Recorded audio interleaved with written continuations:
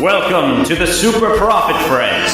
15 minutes long, because you're an entrepreneur and you've got a business to run.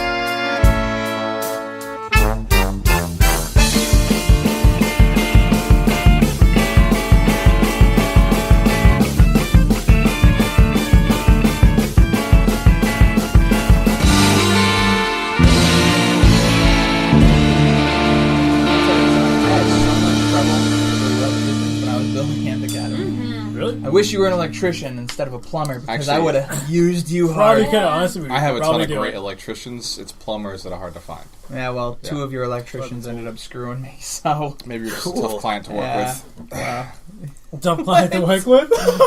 User error. Oh, hey, welcome. We didn't see you there. All right, welcome back to episode 5 of SPF 15, Super Profit Friends. And it's the moment you guys have all been waiting for. Finally, you will find out what Kaylin Pacheco does. But the topic that we're talking about today is starting your business. So, Kaylin, why don't you tell us what your business is? And then we can talk about starting your business. Let's make it super dramatic. Boom. Can we, drop a... You know what? The more we rise this, the harder it is for her to on the thing, make it... She was the wrong person to save for last. Very slowly. Yeah. Slowly during this whole conversation. I am a portrait photographer. Oh. Whoa! Alright, so she also does celebrity shots. So she did some photos of me. Relax. I stole your jokes. That looked epic. And thanks to you, I'm now a celebrity in the local community, so I appreciate it. Actually, Mayfire is one of the, we can literally track after the event that you took pictures at. We can track how drastically our viewership went up. So that's nice to know. That's awesome. Thank you.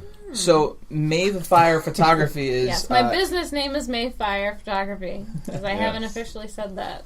So that said, though, photographers are an absolute key to any business. Like Zach just said, viewership went up dramatically after Mayfire Photography did work for one of the Blessing LARPs. We'll probably talk about this later, but if in social media, if you don't have good pictures, forget it. You ever just look something up on Yelp and you're like, well, let's see what they look like, and you click on their Instagram and it's blurry pictures of who knows what, and you're like, all right, well. Like those girls with they're taking the selfie and they got their bathroom in the background. It's dude, I don't want to buy that today. I'm no, that's not the one. Move, swipe left. I don't know what that was all Walter about. doesn't understand. Walter doesn't understand. Swipe left. Internet. Yeah, apparently you're buying bathrooms. What are you selling? Yourself for the bathroom? But on that point, places like restaurants where some restaurants are I'm just going to use my phone. Take a picture or take a snapshot with a Kodak camera, and you put that up on Yelp or on your website for your menu, things like that. You're gonna people are not gonna be appetized by that food. When I started my business and we were pushing marketing and branding, it was all selfies, right? It was all using the phone, using the iPhone, and that's everything that we did was with the phone. My business didn't really take off until we started using external photographers to come in and do our videos for us, right? Once we started having other people do our videos. Now, the selfies are huge and they're great. You have to get those done in marketing. But the high-quality shots and having somebody do it for you, it just makes you look that much more professional. Right. And it really has, you've seen the difference in your business as well. It just dramatically improves the quality of your business and the amount of leads that come through. Yeah. Especially when agents taking pictures of houses. You do it with your phone. Absolutely it works, but if you don't have the lighting on point, your phone can't really fix those things. It works perfect on a sunny day, but if you have the photographer, they can come in, they can fix it with Photoshop. There's just so many different reasons why you need a professional photographer. Yeah, in general, as a business owner, reach out to a photographer, find one that's good, especially for your website. Definitely 100% make your website look as professional as possible. Yeah, do not use cheesy cell phone photos. It's not going to be good bits of information for the topic at hand. I was about to build into it. Bring it back. So that said, today's topic is starting your business. So let's talk to Kaylin. What is the hardest part for you about starting your business? What was the hardest part about starting your business? Are we gonna? Yeah, answer it honestly. Well, there wasn't I wasn't like, okay, I'm gonna start this business. Now I'm gonna start taking photos. I took photos for a very, very long time. I'm 28 now. I started when I was maybe in middle school, but let's say high school. My memory's a little bit fuzzy. I don't really remember. And I've always done it. But the problem with the reason I started it so late in life, even though I've always known that photography was my go-to creative outlet, was that I had what was called the Impostor Syndrome. Oh, that's a good one to bring up. All right. Impostor Syndrome. Anybody suffer from that before? Yep, this guy, ready. Cool. Daily? Yeah, every day. Right. So, especially with the internet, I mean, you see the internet's full of photos, and you see work that other people have done, and you're like, oh, I'm not there yet. I can't charge people. Another thing is just trying to charge people. Forget it. It's like, I take pictures, and maybe you have, let's say, like our friend Sabrina with Alley Hot Sauce. Let's say you have this hot sauce. You enjoy your product, and you just want to give it to people so they're happy. And it's like you feel weird about asking them for money, and it's like, ugh. I don't know if you ever have. I don't know that I've ever had that. Problem's asking for money. I don't understand. What is this? I think Zach has that problem. I definitely know that you also have the problem. I will say, anytime I start a new business, anytime I start selling a new product, I do have that problem. And when we started selling the $20,000 package, we went from a $5,000 package, which I was comfortable with, to a $20,000 package. It was, it's not necessarily even, am I giving enough value? It's, can they even afford it? Right? It's one of the things that comes to me every so often. And I think the easiest way as business owners to get around that is just know, one, you're selling an amazing product, and know that it does have value. So that should never be a question. Always give more than you're asking in money. But then, two, it's, would you pay for it if you had the money? And I think back, if somebody came in and said, look, I'll guarantee you $100,000, my business personal example, if somebody guaranteed me I'd make $100,000, all I had to do was pay them $20,000, and they teach me and give me everything, then I make $100,000 for the rest of my life, I would have paid that. I would have found a way. I would have maxed out credit cards. 10 times over. Yeah, I would have paid that 10 times over, and because that's what coaching's done for me. I total in the last 5 years, I've spent $50,000 in coaching, and this year I've made $500,000. So you look at it, that's a 10x return this year. What about next year when I go and make $1 million? So it's like that money just exponentially. So you've got to know that your product is going to deliver, and then you've got to know, or you've got to start talking to people who need your product so much that the money isn't even a thing. It's like, yeah, sure, okay, I'll give you that money for this photo shoot. That's cheap, right? You've got to get to the people who need it. Like Chris doesn't even have to look for business. They don't even act, I'm sure you give them quotes, but they're like, yeah, sure, send it. Just go do it. Yeah. Because you're doing so much value, and because of that demonstrating value early on. Yes. Yeah. With at least commercial contractors, residential can be kind of tough sometimes. Well, but you were already. You've learned to go to those guys that will pay. Oh, yeah, without a doubt. Yeah. You've learned to go to the guys that pay. That's it. You were already a plumber, and you were just stepping away from being a plumber to be another plumber. You know what I mean? I see what you're saying. But with me, I mean, I guess I was a photographer, but I wasn't charging people for it. It was just a hobby. And making that hobby, profitable, and that's the key. But what's important is, so you have this idea, you have this hobby, you have this thing that you want to do, and you want to make money from it. What helps is having that nice looking website. Having an official name for your business. Making it look official convinces other people that it's not just a hobby for you, and it's an actual... It's a thing. It's a thing. And they're going to be more likely to give you money because you're an actual thing. You have a professional contract, you have a professional waiver, you have that website, Yep. you have that Yeah, that business little name, you have that logo. check mark on Facebook. Oh, I forgot to look. The Yeah. check mark on Yeah. Facebook, social media. All- we'll talk about that's- another All those time, but pieces tie into killing imposter syndrome, Yeah. right? Like getting a logo, getting a brand. But some of them, like for a graphic design artist, you can do those things cheaply, and you can do that. Yourself, you can do it yourself. If you're in the creative community, you have a lot of different people that can help you get there. Like I know a lot of graphic designers, and the same one, your same graphic designer did my logo. I did my own website just because Andrew Thomas Nasser. Andrew Thomas Yeah. Nasser. He Just saying, did. Andrew. throwing him out there. He's awesome. I want to update my logo. Let's get on that, Let's bro. talk. Let's talk. But yeah, I mean, I didn't wake up and say I want to take pictures and then make something official. It was a long process. It was a lot of internal fighting for years. And then I forgot how I'd gotten this. I think I had the website, but I was still like, iffy about things. And I had gotten my first you had different paid. websites. Yeah, but I had gotten my first paid shoot with someone, and then I was like, oh, whoa, okay. And I didn't know her.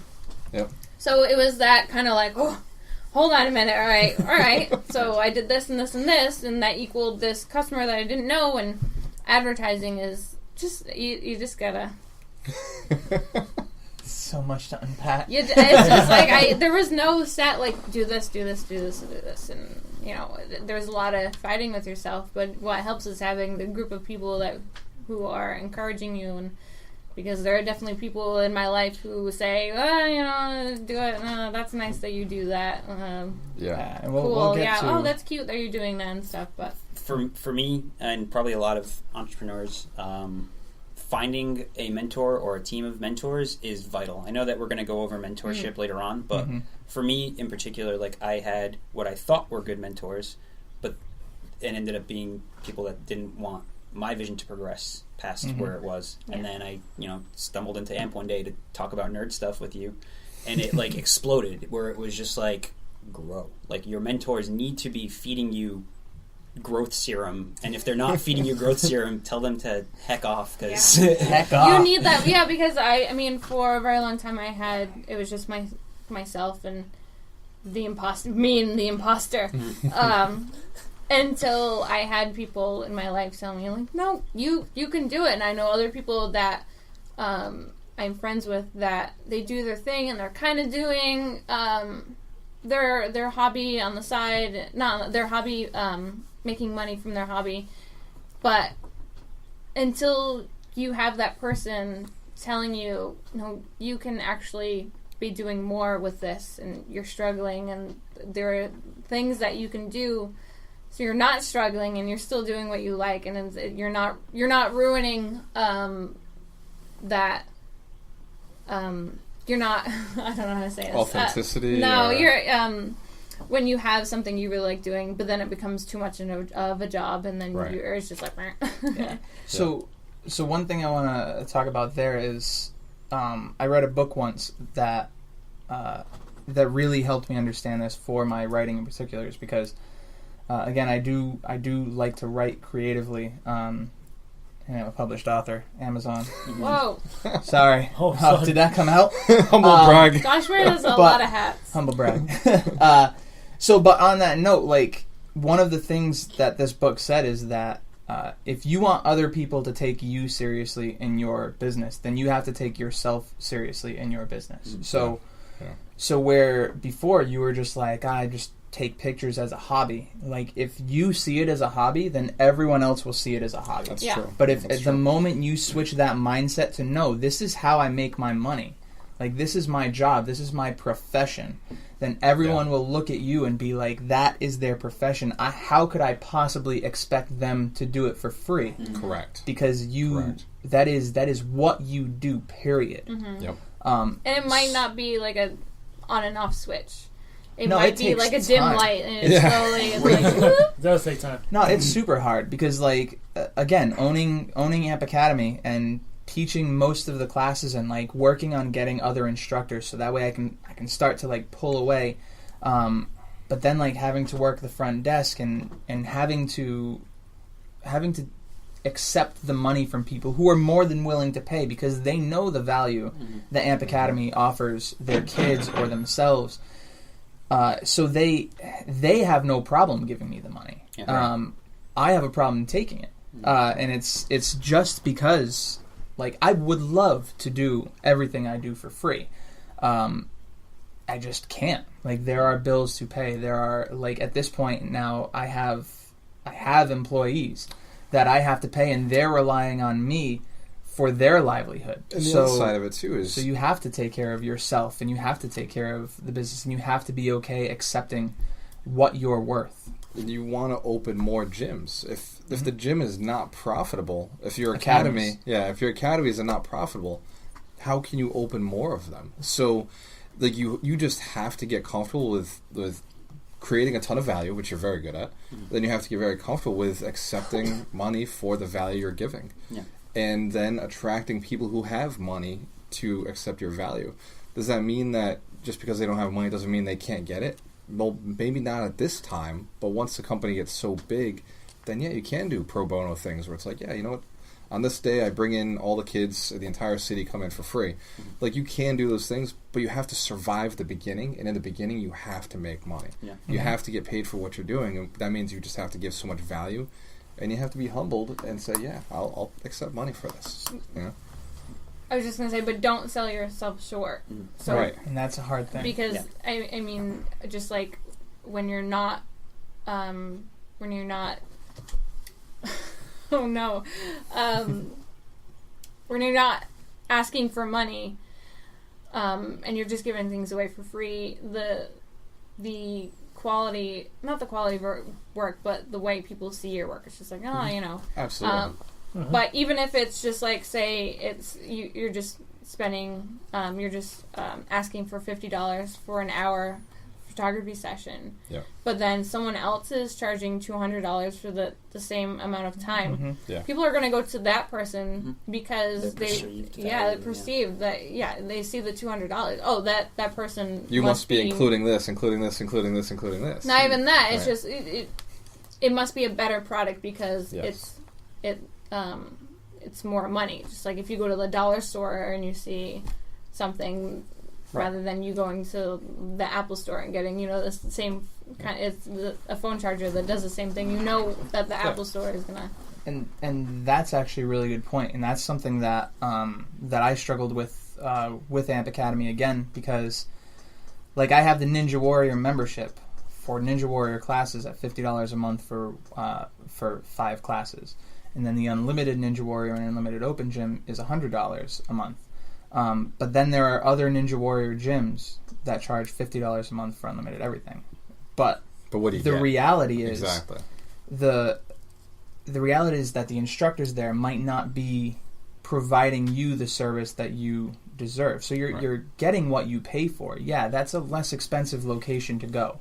The other thing is that those other Ninja Warrior places are gyms, and Amp Academy is not a gym. It is a place where you get fit, yes, but it is an academy. Ultimately, you're learning things about yourself, about how your body moves, about how physics works, especially when we're working with kids. Like, we go into all that detail and stuff. But that's something that people won't get elsewhere. So being okay with pricing yourself higher because you have that added value, like with Mayfire Photography. She poked you with that pen really hard.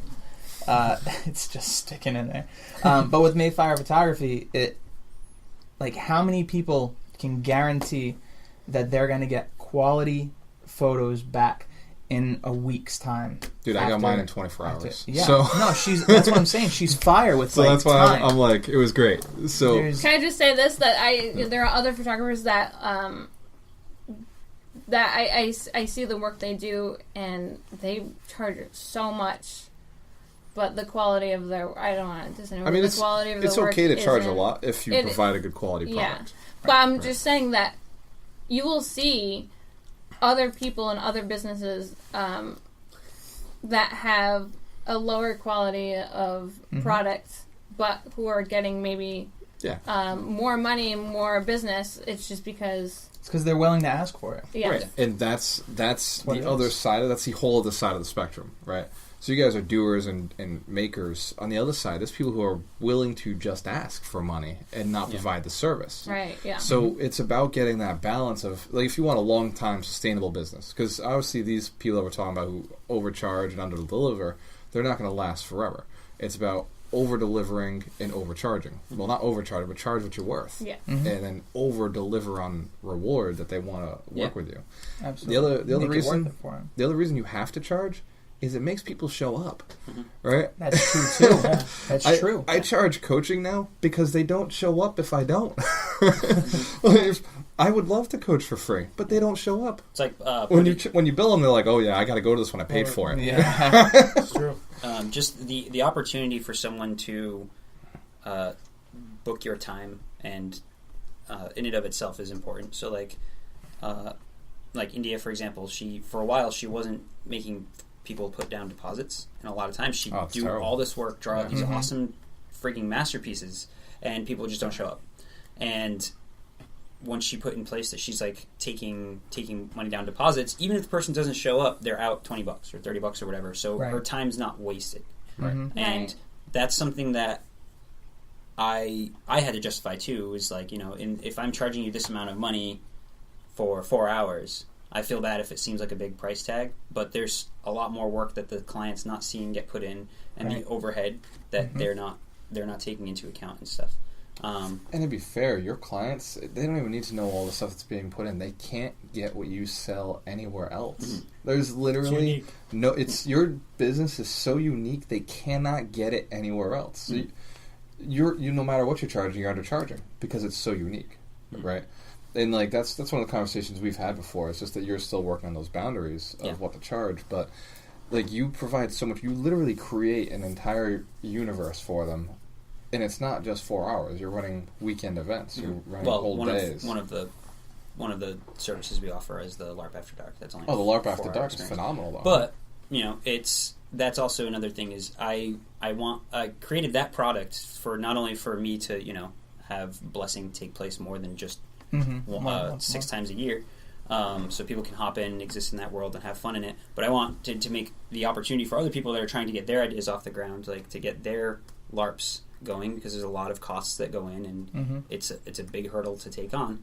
Well, I'm giving you the opportunity. Yeah, it has a price tag, but what is this price tag if you're actually seeing your idea develop and seeing people exist in your world and stuff? Yeah. So like I'm like next year my rates are going up for LARP After Dark. Good. And it was hard for me to kind of like justify that, but they're going up because I want to do better, bigger things. I want the product to deliver better, and I want it to be more enjoyable and the experience be more worthwhile. It was hard for you to justify it to yourself, not to justify it in general, because the reality is you provide something that other people wouldn't get on their own. And again, quality of it. I only surround myself with the best because that's how I grow, right? So making sure that I know the best person who is managing LARPs is how I can make sure that that anyone I refer to is getting that. But that said, like, that is your value. So it's not so much justifying the cost of the event itself. It's more justifying it to yourself because of that whole imposter syndrome thing. We're always going to be our own hits us. worst critic. Yeah. For the creative people, and then to end right after this, we are like 8 minutes past. This is the best advice for the creative people: is charge for a product that you don't really enjoy. Like as you get creative and you're like, oh man, I'm kind of done with this one, but I've marketed it a little bit and people still want it. Charge more for it. Just like get to the point where people start saying, oh yeah, you know what, that is too much. Okay, like you're cool with quitting that anyway. Once you get to the point where you're finally done with it, charge more for it, and then hire somebody else to do it for you. Right? This way you can eliminate yourself out of something you don't enjoy, and you can put somebody else into that, and you're charging enough to justify paying that person, and you're still making your profit. So, like, I guarantee you guys are not charging enough for what you do anyway, but then when you get tired of it, or like LARP After Dark, or, certain sessions, they start getting annoying to you, pay somebody to do those for you, charge a little bit more, because you're probably undercharging anyway, because you guys are too nice, which is a good quality, and then replace it. Just make that a part of your business that runs itself, and you're giving somebody a job, and you're always giving that service away. You never want to kill a source of income. You just want to supplement them with other ones. So. Awesome. Well, I like it. on that note, we kind of went off on a bunch of different trains there, but that was starting your business. It's true. Theoretically. The problem is that, not the problem, the thing with starting your own business is there's so much involved in it that narrowing it all down can take just literally days of talking. So you'll hear this topic come up a lot in future episodes also, in different ways, different angles and things like that. But thank you for enjoying episode 5. I'm glad you guys finally got to meet Kaylin and Mayfire Photography. It only took forever. So thank you guys for enjoying episode 5. Get out there and start your business. Defeat your imposter. You are the best. Shut it down. Yeah.